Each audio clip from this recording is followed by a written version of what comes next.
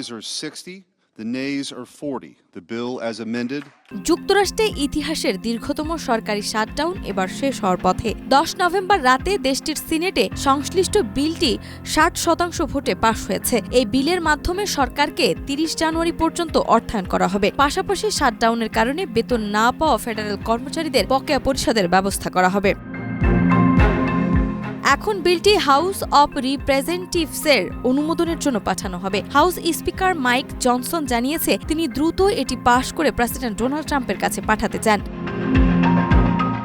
সপ্তাহান্তে অনুষ্ঠিত আলোচনার পর 7 জন ডেমোক্রেট ও 1 জন স্বতন্ত্র সিনেটর বিলের পক্ষে ভোট দিয়েছে। বিলটি দীর্ঘস্থায়ী শাটডাউনের অবস্থানে গুরুত্বপূর্ণ পদক্ষেপ হিসেবে ধরা হচ্ছে।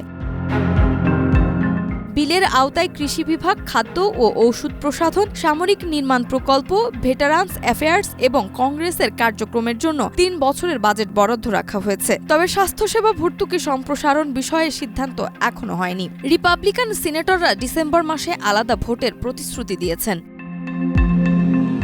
শাটডাউনের কারণে লাখ লাখ ফেডারেল কর্মচারী বেতন ছাড়া কাজ করছেন এবং ছুটিতে রয়েছেন। খাদ্য সহায়তা কর্মসূচি বন্ধ হওয়ায় সাধারণ নাগরিকরাও ক্ষতিগ্রস্ত হচ্ছেন। এছাড়া বিমান চলাচলেও বিশৃঙ্খলা দেখা দিয়েছে। ফেডারেল অ্যাভিয়েশন অ্যাডমিনিস্ট্রেশন জানিয়েছে নিয়ন্ত্রকের অভাবের কারণে 10% ফ্লাইট বাতিল হয়েছে, যা বছরের বৃহত্তম ভ্রমণ মৌসুমে বিমানবন্দর